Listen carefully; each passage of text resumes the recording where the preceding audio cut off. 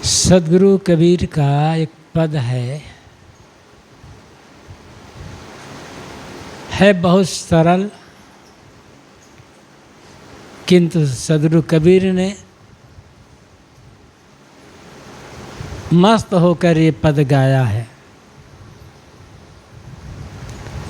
मन मस्त हुआ तब क्यों बोले, हीरा पायो गांठ गठियायो, बार बार वाक क्यों खोले। हल्की थी तब चढ़ी तराजू, पूरी भया तब क्यों तोले। सुरत कलारी भय मतवारी, मदवा पी गई बिन तोले। हंसा पायो मान सरोवर, ताल तलैया क्यों डोले। तेरा साहेब है घट भीतर, बाहर नैना क्यों खोले। कहत कबीर सुनो भाई साधो, साहेब मिल गए तिल ओले। मन मस्त हुआ तब क्यों बोले। यहाँ मन मस्त होने की बात है। एक मस्ती होती है बाहर की, राग रंग दुनियादारी,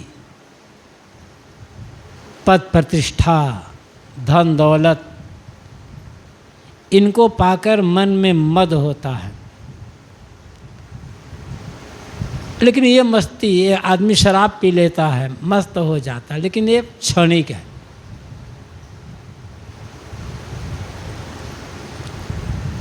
जिस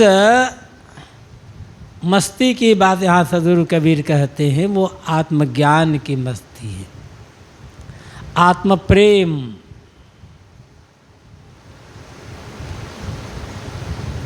मन की निश्चिंतता, आत्म अनुराग की मस्ती है। साहब ने और दूसरे पद में कहा है ना, हमन है इश्क मस्ताना, हमन को होशियारी का। साहब कहते हैं हम तो इश्क में मस्ताना हो गए हैं। यह इश्क या प्रेम दुनियादारी का प्रेम नहीं है, किसी युवक का किसी युवती से प्रेम, किसी युवती का किसी युवक से प्रेम, या धन दौलत का प्रेम नहीं है। ये तो मोह है, लोभ है, वासना है, और इसके परिणाम में दुनिया भर का दुख है, चिंता है, फिक्र है, परवशता है, मन का उद्वेग है। लेकिन जिस इश्क की बात साहब कहते हैं, जिस प्रेम की बात साहब कहते हैं, वह आत्म प्रेम की बात है। ये ज्ञान की मस्ती है। साधकों की अपनी अलग एक मस्ती होती है, क्योंकि निश्चिंत होते हैं सब तरफ से। न पाने का कोई लोभ है, न छूटने का कोई डर है। पाने का जितना लोभ होगा, छूटने का उतना ज़्यादा डर होगा।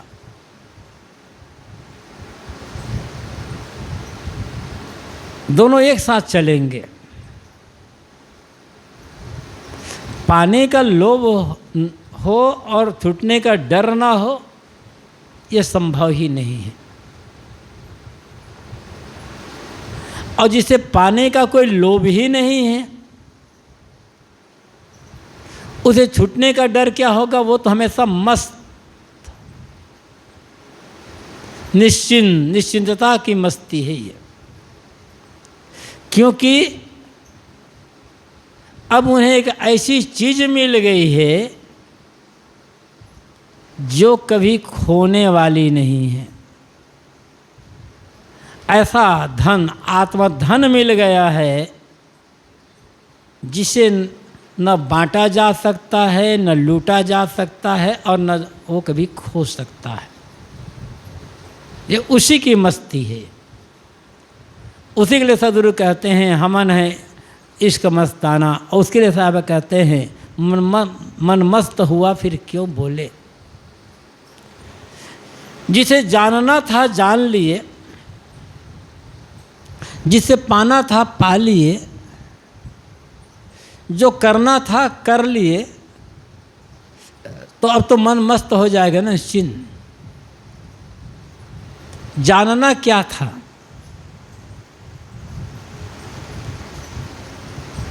अपने आप को, आत्मा को। पाना क्या था, निश्चिंतता, अपने आत्मा को। करना क्या था, वासनाओं का त्याग। वासनाओं का त्याग हो गया, लोभ मोह का त्याग हो गया, तो जो पाना है वो सब मिल गया। यहाँ पाने की बात नहीं, बाहर कुछ नहीं है। प्राप्त जीव इच्छा नहीं, केवल हंत छुड़ाओ। जीव को कुछ प्राप्त नहीं करना है, पहले से मिला मिलाया है।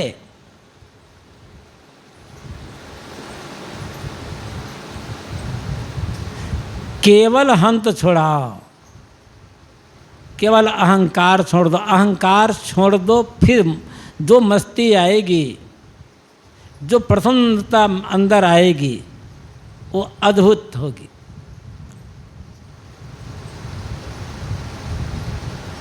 सामान्य लोग इसको समझ नहीं पाएंगे। समझेगा कौन? जो इस साधना में लगा हुआ है।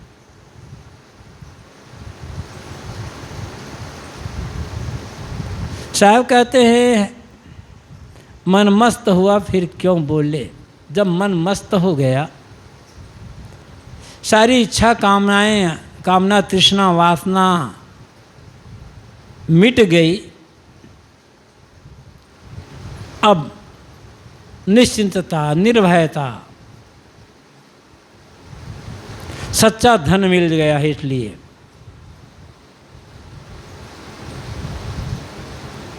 हीरा पायो गांठ गठियायो, बार बार वाको क्यों खोले।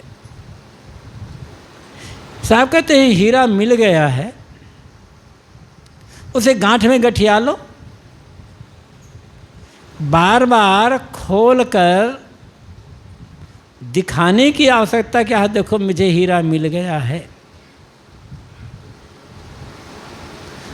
और तुम्हारे हीरे की कीमत ये कुंजड़े समझेंगे कहाँ?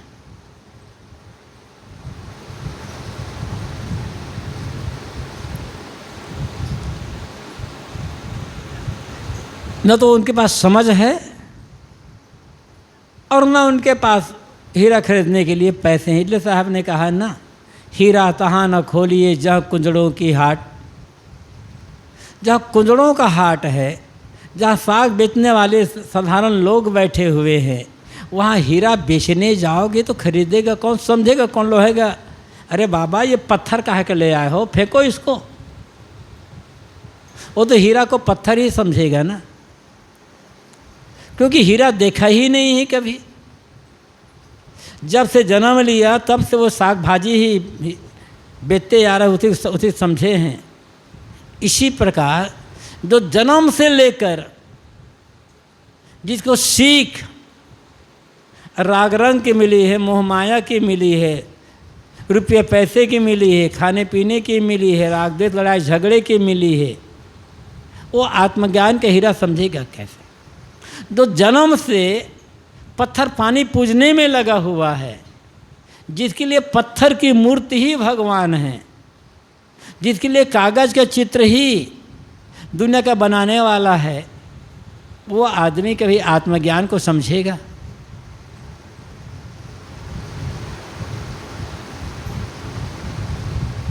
जिन्होंने कांच को ही हीरा माना है और कांच को हीरा मानकर जो मजबूती से पकड़ रखा है और ये मान लिया है कि इससे सुंदर हीरा हो ही नहीं सकता, कभी वो असली हीरा को समझ पाएगा?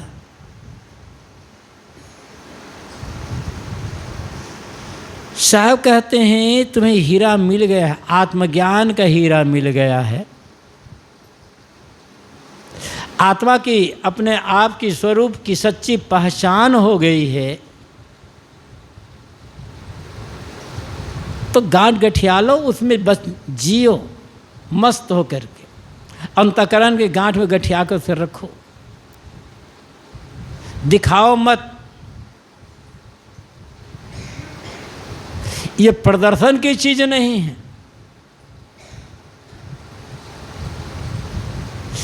जिसके पास कांच होता है वो दिखाता रहता है।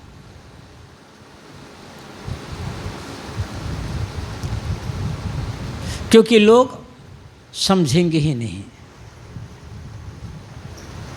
जो देहाभिमान में जी रहा है, जिसके लिए देह और देह के भोग ही जीवन का परम उद्देश्य, परम सच है, जो ये मानता है कि जड़ वस्तुएं ही सच है, आत्मा नाम की कोई चीज़ ही नहीं है, उसके सामने अपना ज्ञान क्यों बघाड़ते हो, क्यों खोल कर दिखलाते हो उसे? मुझे हीरा मिल गया है, मुझे आत्मज्ञान हो गया है, ये कहने की जरूरत क्या है?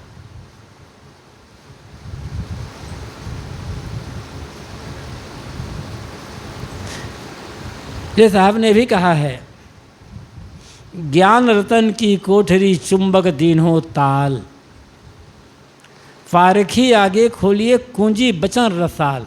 हाँ, तुम्हारे हीरे का कोई पारखी, कोई सच्चा जिज्ञासु साधक मिले, जो सब तरह से निष्पक्ष होकर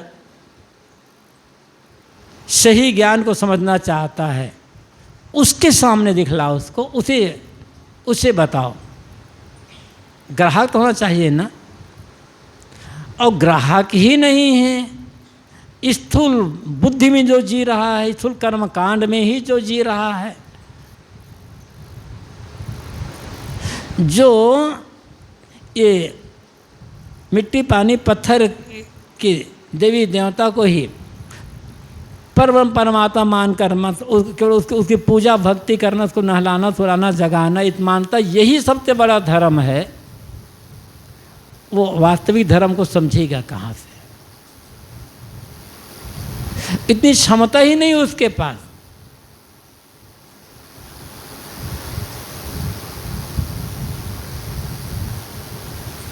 साहब कहते हैं तुम्हें जो हीरा मिला है, तुम उसे गांठ में गठियाओ, चुपचाप सहजे गांठी बांध के लगिए अपनी बाट। साहब कहते हैं उसे खोलकर बताओ मत। जो सच्चा ज्ञानी होता है वो प्रदर्शन नहीं करता। प्रदर्शन की आवश्यकता क्या है? कोई न जाने आपको, कोई न जाने हमें, तो हमारा घाटा क्या है? हम ज्ञानी हैं, हम साधक हैं, ये बताने की ज़रूरत क्या है? और ज़्यादा बढ़िया बताना चाहते हो तो मतलब वो पट्टी बांध लो भैया कि हम साधक हैं, या गले में लटका लो तख्ती, हम आत्मज्ञानी साधक हैं। खुले पर रहेगी, लोग देख लेंगे, हाँ समझ जाएंगे बाबा आत्मज्ञानी हैं। ज़रूरत क्या है?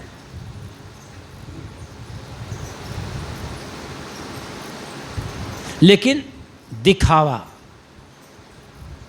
साहब को मिले होगा ऐसे दिखावा करने वाली, तो साहब ने कहा होगा हीरा तुम्हें मिला है, गांठ में गठियाओ, खोल कर बताओ मत उसको।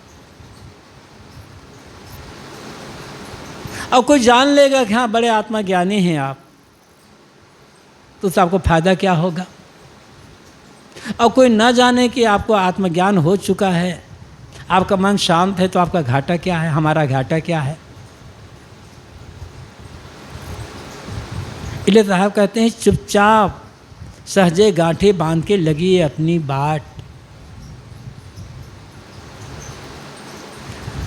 और साहब कहते हैं हल्की थी तब चढ़ी तराजू, पूरी भया तब क्यों तोले। जब तराजू हल्का था तब उसमें सामान रखना पड़ता है, और जब तौल बराबर हो है, दोनों पलड़े बराबर हैं, तब अब सामान रखने के और तौलने की आवश्यकता क्या है। हमारे भीतर जितना कच्चापना होता है हम उतना ही दूसरों से अपनी तुलना करते हैं। दूसरों से तुलना करना सदैव अधूरेपन की पहचान है। कोई आदमी दूसरे बराबर सर्वथा हो कैसे से? राम के समान कृष्ण नहीं है, कृष्ण के समान राम नहीं है, बुद्ध के समान महावीर नहीं है, महावीर के समान बुद्ध नहीं है। दोनों अपने आप में अद्वितीय। किसी के समान कोई सर्वथा हो नहीं सकता है। तो तुलना क्यों?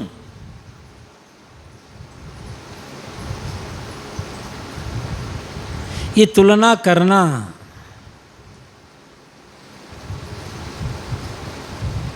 अधूरापना का लक्षण है।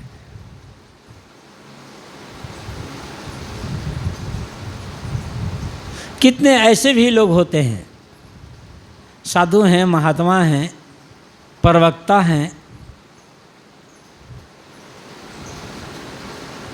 प्रवचन तो किए,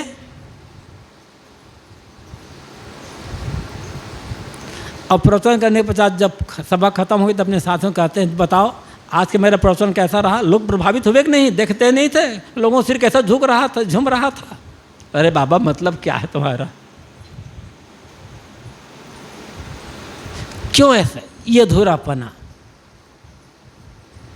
जो ज्ञान की बातें कहे हैं उसे जीने की आवश्यकता है।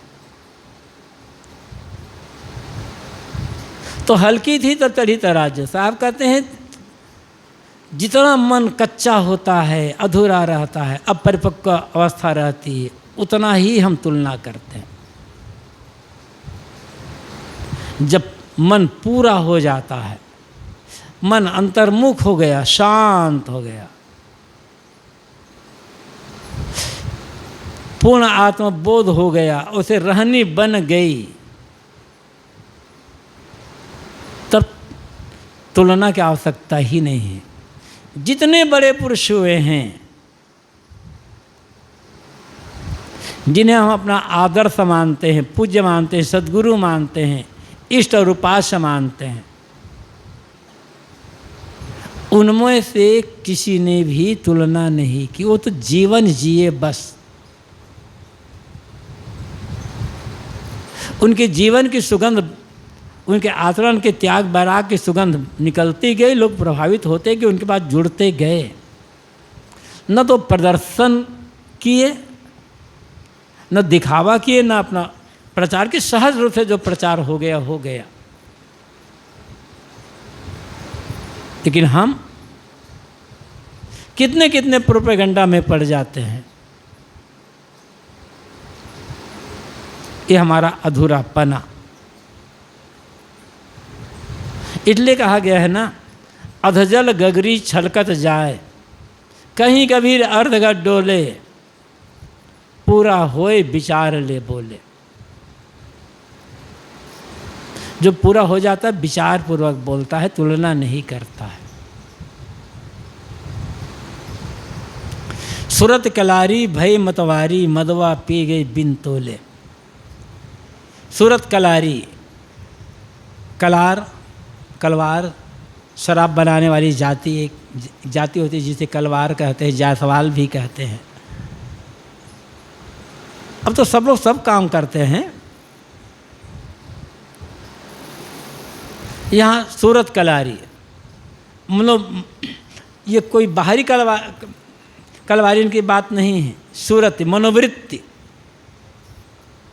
सूरत कलारी भई मतवारी, मनोवृत्ति रूपी जो कलवारीन है मतवाली बन गई है। क्यों? मदवा पी गई बिन तोले। उन्होंने बिना तोले अंतोल मदिरा पी ली है। चूँकि मस्ती की बात है इसलिए साहब शराब का वर्णन जरूर करते हैं। संतों मते मातु जन रंगी, पियत प्याला प्रेम सुधारत मत वाले सत्संगी। अर्धे उर्धे भाठी रूपिन लेत कसारस गारी, मुद्दे मदन काटी कर मसन संत चुवत अगारी। साहब रूपक देने में बहुत माहिर हैं साहब। चूंकि मस्ती की बात है तो शराब पीकर मस्त होते हैं लोग, तो साहब यहाँ भी रूपक देते हैं, जहाँ भी आया वहाँ ऐसे रूपक दिया। लेकिन ये बाहर की मदिरा नहीं, बाहर की शराब नहीं है, ये आत्मज्ञान की मदिरा, आत्म प्रेम। जैसे साहब ने कहा ना, कोई राम रसिक रस पिए होगे योग जिए होगे, ये राम रस की मदिरा है। और राम रस की मदिरा अनासक्ति की मदिरा, निष्कामता की मदिरा, अंतर्मुक्ता की मदिरा। इसलिए साहब ने कहा है, कबीर हरिरस जिन पिया अंतर्गत लौलाए, रोम रोम में रमी रहा और अमल क्या खाए। जिन्होंने हरिरस का पान कर लिया और अंतर्गत लौ लगा करके एकदम छक करके हरिरस की मदिरा पी लिया, आत्मरस की मदिरा पी लिया, रामरस की मदिरा पी लिया, साधना की मदिरा को जब छक करके पी लिया, अब रोम रोम में रमी रहा। उसकी मस्तानगी, उसका नशा रोम रोम में छाया हुआ है। अब बाहरी अमल खाने के, बाहरी नशा करने की आवश्यकता क्या है। बाहर का नशा, कोई भी नशीला पदार्थ हो,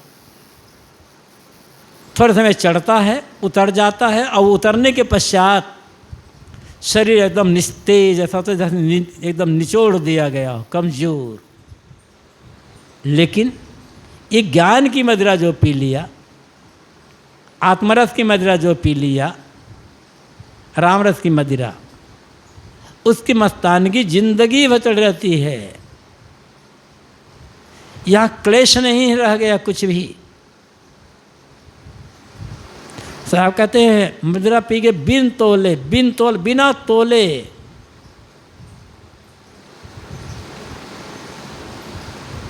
अंतोल। उसकी कोई सीमा है साधना की? अनासक्ति निष्कामता को कोई सीमा है क्या?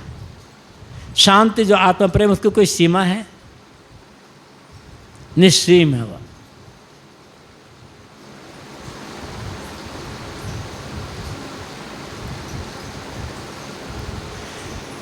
ये कब हो गए? बाहर की सारी चाहना जब मिट जाएगी तब ये मस्ती आएगी। लोग हमें अच्छा कहें, यदि ये भाव है मन में तो मस्ती नहीं आएगी। आदमी के मन में क्या रहता है? कोई कुछ दे भलो करी माने, बस ये दो कमजोरी है।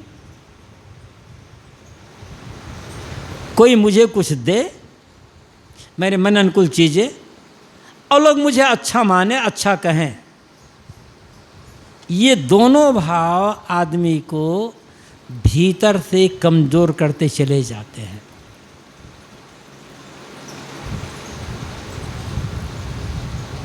साधना की जब कमी होती है, विवेक विचार वैराग की जब कमी होती है, साधना में जब रस नहीं आता, तब ये भाव होता है कि कोई हमें कुछ दे दे और हमारी प्रशंसा कर दे। जरूरत क्या है? कोई कुछ दे देगा तो क्या पूर्णता हो जाएगी? कोई कुछ अच्छा कह दे तो क्या पूर्णता हो जाएगी? कुछ ना मानो अपने आप को, कुछ माने की गड़बड़ी हुई, सब तरफ से बिल्कुल निर्माण निष्काम हो जाए। बड़े पुरुष निर्माण रहते हो तो बड़ाई जाप, जितने बड़े पुरुष हुए हैं अत्यंत निर्माण, अत्यंत विनम्र, और जितने वे भागते गए उतनी उनकी प्रशंसा होती गई। हो तो बड़ाई जाप, उनकी बड़ाई होती चली गई। चाहने नहीं। यहाँ तो बात इतनी साहब कहते हैं, सूरत कलारी भई मतवारी मदवा पी गए बिन तोले। मनोवृत्ति रूपी जो कलवारीन है, ये आत्मरस की मदिरा, राम रस की मदिरा, ज्ञान रस, हरिरस की मदिरा छक करके पी गई है। अब रोम रोम में उसका नशा चढ़ा हुआ है। ये भक्ति का जो नशा होता है, चाहे कोई किसी रूप में हो, जो बाहर से मुड़कर अध्यात्म में लगते हैं,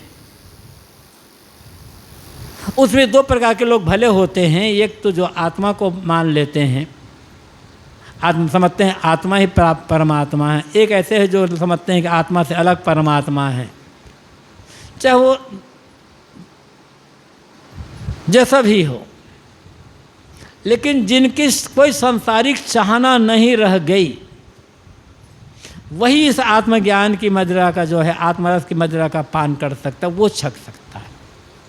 उसकी मस्ती कुछ अलग ही होती है। उसके भीतर का जो आनंद होता है, उसका अनुभव बाहर से नहीं पता चलेगा। सामान्य लोग उसको समझ ही नहीं पाएंगे। पर आप लोग यही कहते हैं ना, अरे साधु महात्माओं का जीवन देखो भैया, नीरस, कुछ नहीं है। भोजन भी खाते हैं, खाना भी खाते हैं, तो बीमार लोगों का खाना खाते हैं, न नमक है, न मिर्चा है, न मसाला है, रूखा सूखा भोजन। न आना है, न जाना है, न लोगों से मिलना जुलना है, न नाट नाटक से सिनेमा है जिन जीवन में, कुछ भी नहीं है।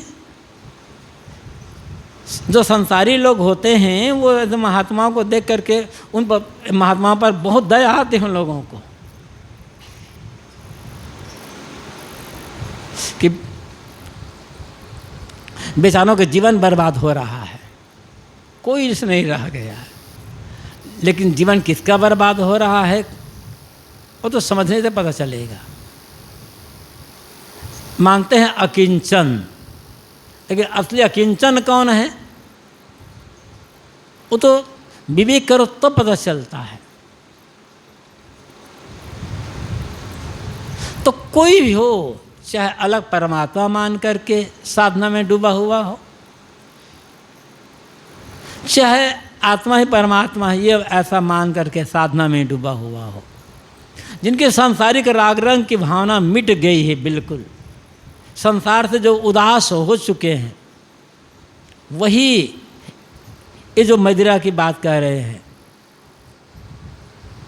उसका पान कर सकता है। उसकी मस्ती वही जान सकता है, दूसरे लोग नहीं जान सकते।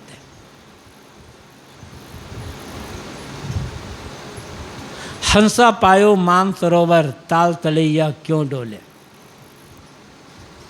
हंस को जब मानसरोवर झील में ले गया, स्वच्छ झील, तो उसे ताल तलैया में डोलने के छोटे छोटे गड्ढे में भटकने की आवश्यकता क्या है प्यास बुझाने के लिए? वहाँ तो स्वच्छ नीर का सरोवर है, स्वच्छ जल भरा हुआ है। हंस ये जीव है, साधक। ऐसे साहब ने जीव के लिए हंस शब्द का प्रयोग बहुत बार किया है, और मनुष्य मात्र को साहब हंस मानते हैं। कबीर साहब दृष्टि में मनुष्य मात्र हंस है, क्योंकि मनुष्य मात्र में विवेक का बीज है, विवेक का जागरण हो सकता है। स्वाभाविक रूप से आदमी विवेक की शक्ति से संपन्न है, अब कौन अपनी शक्ति को कितना जगा पाता है वो बात अलग है। साहेब की दृष्टि में मनुष्य मात्र हंस, कोई बगुला नहीं है। हाँ जाना कुल हंस हो ताते किन्हा संग साहब कहते, मैं जानता हूँ तुम हंस कुल के हो, इसीलिए संग किया तुम्हारा, इसलिए तुम्हें साथ में लिया। और हंसला कहकर बहुत संबोधित करते हैं। तो हंस शुद्ध जीव के लिए भी प्रयुक्त किया साहब ने और मनुष्य के लिए भी। यहाँ हंस साधक के लिए है। उदाहरण हंस का देते हैं, लेकिन अर्थ साधक के लिए है। ये जो बगुले होते हैं ये छोटे छोटे झील के पास जो ताल तलैया होते हैं वहाँ होते हैं, क्योंकि वहाँ पानी सूखता रहता है तो उसे मछली में ढक खाने को मिल जाता है बगुला को। हंस छोटे छोटे गड्ढे में ताल तलैया में नहीं हो पाता। हाँ, अब हंस अपने हंसत्व को भूल जाए, मनुष्य अपनी मनुष्यता को भूल गया, अपने मनुष्यत्व को भूल गया, अपने विवेक को भूल गया, तो वो भी बगुला जैसे भटकता है। इसलिए साहब ने ये भी संकेत कर दिया है, हंसा के घट भीतरे बसे सरोवर खोट। एक हंस जो मोती चुगने वाला है, सोचा झील में रहने वाला है, उसके मन में खोटे विचार आ गए, अपने हंसत्व को भूल गया बगुला के बीच में रहते रहते। तो क्या किया, जिस मानसरोवर में मोती है, स्वच्छ पानी नीर जल भरा है, उसको छोड़ करके बसे सरोवर खोट, खोटे सरोवर में बस जाने लगा, वहाँ रहने लग गया। लेकिन हंस को तृप्ति कहाँ से मिलेगी उसको? ऐसे जो मनुष्य है स्वभाव से शुद्ध है, बुद्ध निर्मल है, और शरीर दृष्टि से भी देखेंगे तो मनुष्य विवेकी है, लेकिन खोटे विचार आ गए गलत संगत से मिलने के लिए। इसलिए स्वच्छ झील सत्संग को छोड़ करके खोटे लोगों संगत में बसने लग गया, और सांसारिकता में जा कर के जहाँ वहाँ पर वो कंकड़ पत्थर बटोरने लग गया। ये तो दुर्भाग्य उसका होगा ना। साहब ने कहा है ना कि कंकड़ चुनी चुनी खाए, हंस ने मोती छोड़ दिया और कंकड़ चुन चुन खा रहा है। मनुष्य जो विवेकी है, इसे ज्ञान का मोती चुगना चाहिए, सदों साचार का मोती चुगना चाहिए, तो उसका तो त्याग कर दिया। अब इंद्रिय भोगों के कंकल्प को चुन चुन कर खा रहा है, तो क्या होगा? पेट कहाँ से भरेगा? तृप्ति कहाँ से मिलेगी? लेकिन उसी में रहते रहते जब स्वच्छ झील का पता चला, मानसरोवर झील का, और अन्य जो हंस है उन हंसों को पता चला, देखा कि वो हंस कैसे शांत है, तृप्त है, तो वो भी ताल तलैया छोड़ कर वहाँ चला गया। साहब कहते हैं, हंसा पायो मानसरोवर ताल तलैया क्यों डोले। जब हंस को मानसरोवर मिल गया, संतों का समागम मिल गया। ये मानसरोवर कौन है? मानसरोवर दो अर्थ है लिया साहब ने, एक बाहर एक भीतर।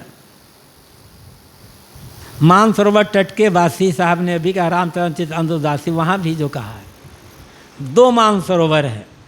बाहर का मानसरोवर है संतों की संगति, संत समाज, जहाँ ज्ञान की चर्चा होती है, विवेक विचार की चर्चा होती है, आत्मनात्म की जो चर्चा होती है, वो सत्संग, संतों की संगति बाहर का मानसरोवर है। और वहाँ जो निश्चल होकर के रहेगा, विनम्र होकर के रहेगा, धीरे धीरे वो एक दिन वो कंकड़ पत्थर, सांसारिकता का रागरंग का कंकड़ पत्थर छोड़ करके ज्ञान विवेक विचार के मोती चुगना शुरू कर देगा वो। समझ में बात आ जाएगी। और भीतर का मानसरोवर निर्मल मन, अंतःकरण, निर्मल अंतःकरण, जहां शांति का जलाशय लहरा रहा है। तो यदि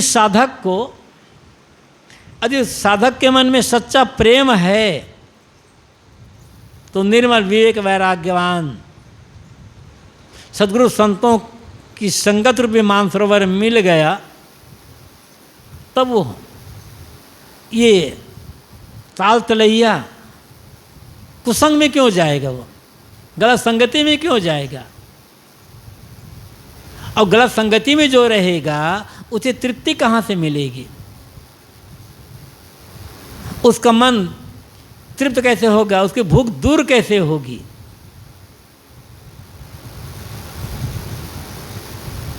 और भीतर का मानसरोवर पता चल गया, मन की निर्मलता, तो रागरंग में पढ़ करके अपने फिर मलिनता को ग्रहण क्यों करेगा वह।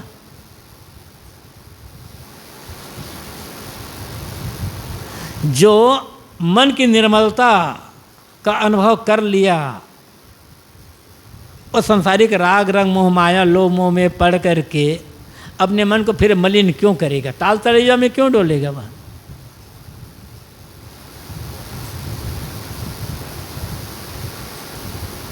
तेरा साहब है घट भीतर बाहर नैना क्यों खोले। अब साहब कहते हैं यहाँ पर, तेरा जो साहब है, तेरा जो स्वामी है, तेरा जो मालिक है, तेरा जो पति है, तेरा परमात्मा घट है, घट भीतर, घट के भीतर है, अंतःकरण में विराजमान है, नित्य हाजिर हुजूर है। बाहर आंखें खोलकर देखने की जरूरत क्या है, बाहर क्या मिलेगा। बाहर तो वही है, मिट्टी पानी आग हवा पेड़ पहाड़ नदी नाले, इसके अलावा और कहाँ है। कहीं चले जाओ यही तो है, रूप बदल जाएगा बस।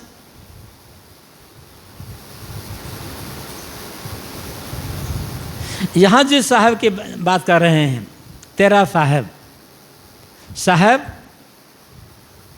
स्वामी ईश्वर मालिक, लेकिन यहाँ साहब शब्द साहब का प्रयोग साहब अंतरात्मा के लिए, स्वरूप के लिए करते हैं।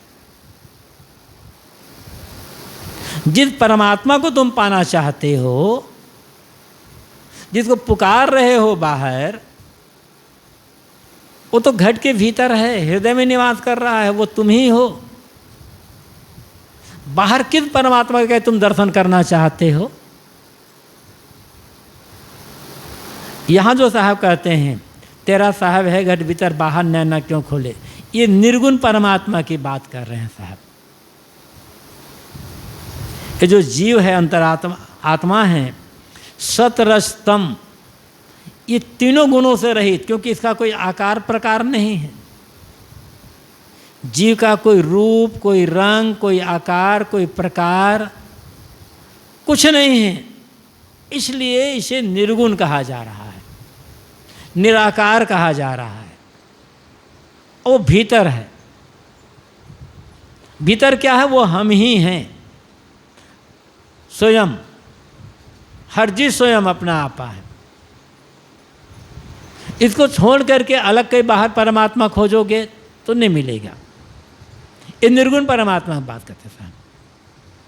लेकिन जब सगुण परमात्मा की बात आती है तो उसके लिए भी साहब कह देते हैं, आँख न मूंदो, कान न रूंधो, काया कट न दानो धारो, खुले नैन हंसे पहचानो, सुंदर रूप निहारो। जो सगुण परमात्मा है उसके दर्शन करने के लिए आँख कान नाक बंद करने की आवश्यकता नहीं है। साहब मैं तो खुली आँखों से हर समय परमात्मा के दर्शन करता हूँ। हर जगह में परमात्मा दिखाई पड़ा है। देखो यहाँ बैठे हुए परमात्मा, ये प्राणी सगुण परमात्मा, दुर्भाग्य यह है जो न खाता है, न पीता है, न बोलता है, न चालता है, प्रणाम करो तो आशीर्वाद भी नहीं देता, जिसे भूख प्यास नहीं लगती, सुख दुख का अनुभव जिसे नहीं होता, उस मिट्टी पानी पत्थर के चित्र मूर्ति हम कहते हैं सगुण परमात्मा है। पता नहीं उसमें कौन सा गुण है। और जो आदमी खाता पीता चलता है उसे कहते हैं ये तो निर्गुण है। उल्टी बुद्धि है लोगों की, उल्टी समझ है, उल्टी व्याख्या है। कबीर सच्चे सगुण को मानने वाले हैं। देखो ये लोग हैं बैठे सामने, इन्हें भूख प्यास लगती है, ठंडी गर्मी लगती है, सोच समझ करके काम धाम करते हैं, समय आने पर गुस्सा भी करते हैं, समय आने पर प्रेम भी करते हैं, समय आने पर दो चांटा लगाते भी हैं, समय आने पर पुचकारते भी हैं। यही तो सगुण परमात्मा है ना। प्रणाम करो तत्काल आशीर्वाद मिल जाएगा, और गाली दे दो तो तत्काल चांटा भी मिल जाएगा। ये सगुण परमात्मा का लक्षण है ना। और वो जिसे कहते हैं चित्र मूर्ति, उसे कितना भी प्रणाम करो, प्रणाम करते करते हो सकता है नाक रगड़ करके ख़त्म हो जाए, लेकिन बेटा खुश रहो ये कहेगा नहीं।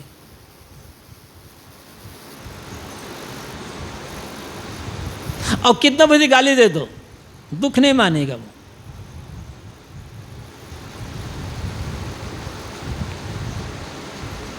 सगुण परमात्मा को उपासना, ये मनुष्यों के साथ सुंदर व्यवहार।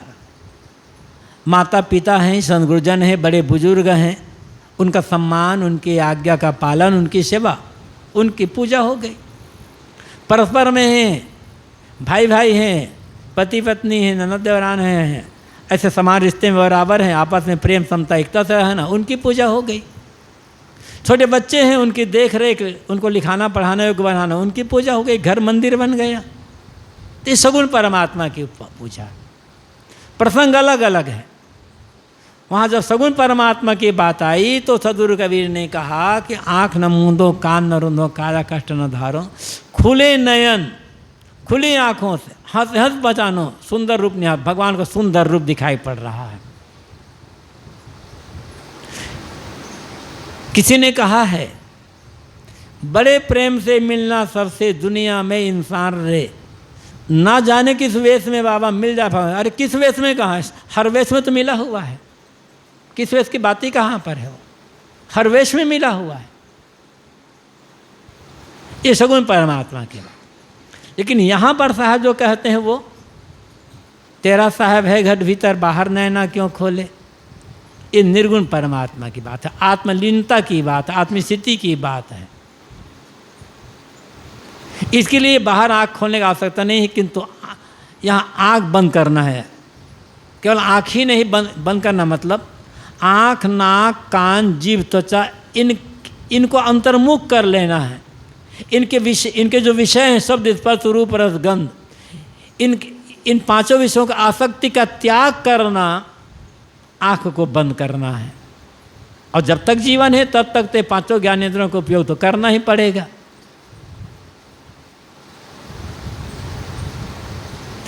देह निर्वाह के लिए, सेवा के लिए इन पांचों ज्ञानेंद्रियों का उपयोग करना, वो भी सरल निष्काम होकर के। यहां आँख खोलने का मतलब आसक्त होकर के देखना है, आसक्त होकर के जो पांचों विषयों का ग्रहण करना, ये आँख खोलना है।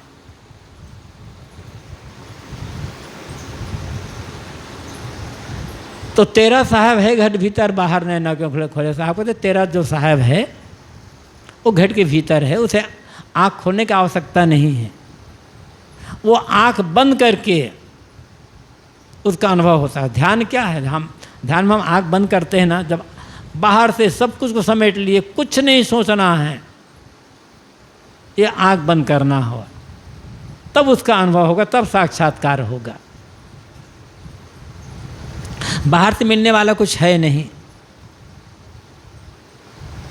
कहत कबीर सुनो भाई साधो, साहेब मिल गए तिलोले। साहब कहते हैं ऐसा तो सुनो, साहेब तो तिल के ओल में मिल गया। ओल, तिलोले, ओल आड़, पर्दा। तिल की ओट में पहाड़, ये मुहावरा चलता है। मिल गए क्या? मिला मिलाया है, पर्दा है।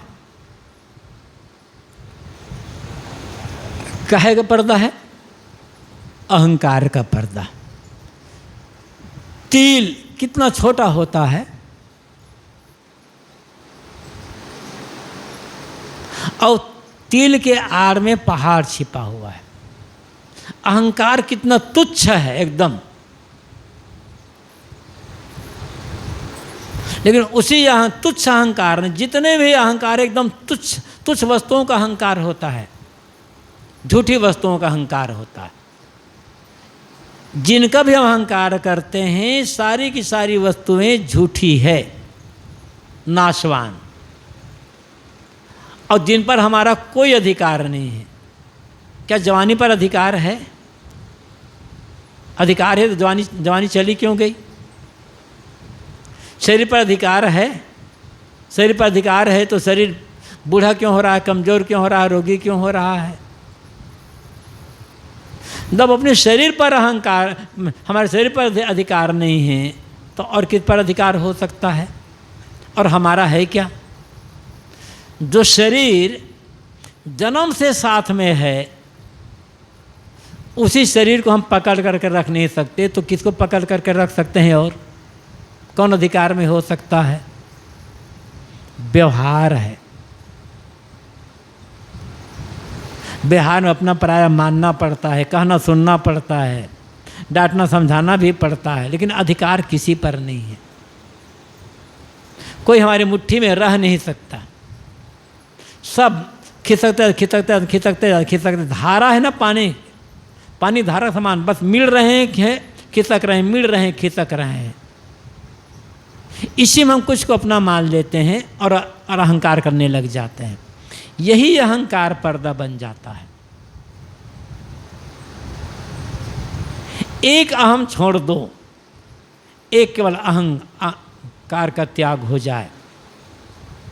साहब तो मिला मिलाया है, साहब मिल गए तिलोले, साहब मिल गए, वो पहले से मिला है। एक पतला सा पर्दा है अज्ञान का, मोह का, माया का। अहंकार भी मोह ही है, अहंकार भी माया ही है। माया है तो अहंकार होगा, माया है तो मोह होगा। अत्यंत पतला सा पर्दा है, लेकिन वो पतला सा पर्दा इतना मोटा हो गया है कि उसको फाड़ करके फेंकना बहुत कठिन हो रहा है।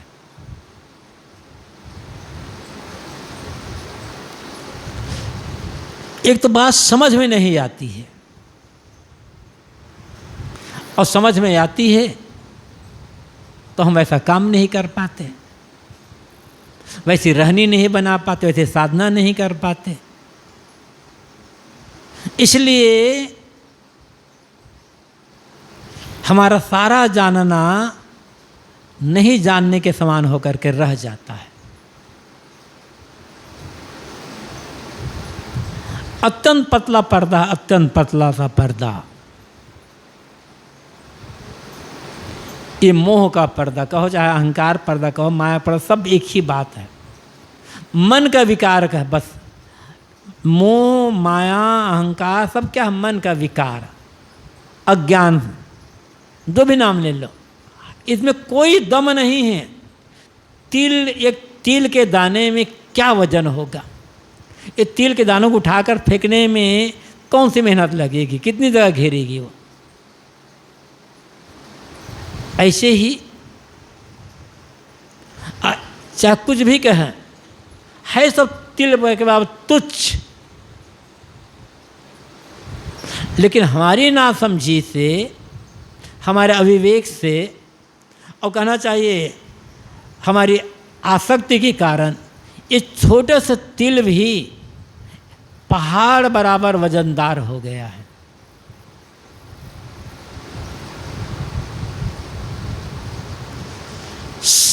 समझ सही कर लें, और सही समझ के लिए संतों गुरुजनों का आधार ले लें, और फिर जब समझ सही हो जाए तो जीवन में प्रयोग करने लग जाए, बस तिल का पर्दा फट गया। साहब मिला मिलाया है पहले से। भटकना कहाँ है? साहब कहते हैं भटकने की आवश्यकता नहीं है। जिसे पाना चाहते हो कुछ भी नाम ले लो, पहले से मिला है, बस अहंकार और आसक्ति का पर्दा फाड़ने की आवश्यकता है। दोनों हटे, साहब मिल गए, और जब साहब मिल गए तब मन मस्त हुआ, तब क्या बोले? फिर तो मन मस्त हो गया, जो पाना था मिल गया।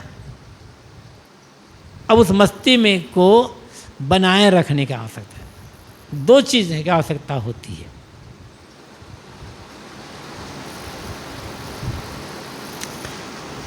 जैसे किसी ऊंची जगह पर हमें चढ़ना है,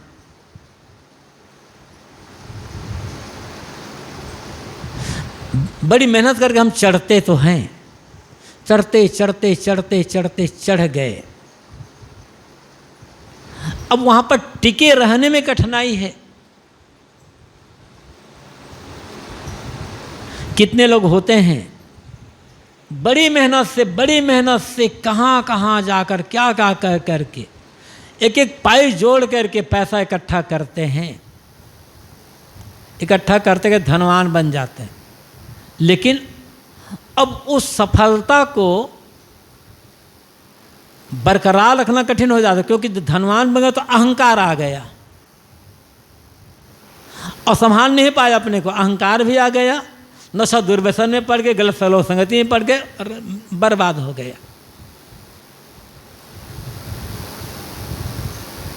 साधना से वो सफलता तो मिल जाएगी, लेकिन सफलता जो मिली हुई है उसको बरकरार रखने के लिए क्या करना होगा? सावधानी,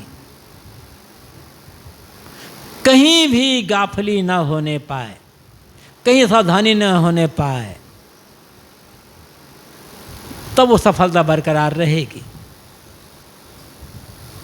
और थोड़ी सी गाफली, थोड़ा सा अहंकार आया, फिर धीरे से पतन का रास्ता खुल जाता है। यहाँ सदगुरु कहते हैं कि साहब तिलकोल में मिल गए, और जब तिलकोल में मिल गए हो बोले, अब तो मन मस्त हो गया, दिखाने की आवश्यकता नहीं है, प्रदर्शन की आवश्यकता नहीं है, उसमें अब जीने की आवश्यकता है। और जो जिएगा वही उस मस्ती का अनुभव कर सकेगा। हमारे कहने से नहीं होगा, ये कहने सुनने की बात नहीं है, ये जीने की बात है। जो भी जिएगा वो इसका अनुभव कर सकता है। अहम शुद्ध चैतन्य ज्ञान स्वरूपम अजरहम अमरहम अखंडम अनूपम। अहम शुद्ध चैतन्य ज्ञान स्वरूपम अजरहम अमरहम अखंडम अनूपम। अहम शुद्ध चैतन्य ज्ञान स्वरूपम अजरहम अमरहम अखंडम अनूपम। अहम शुद्ध चैतन्य ज्ञान स्वरूपम अजरहम अमरहम अखंडम अनूपम।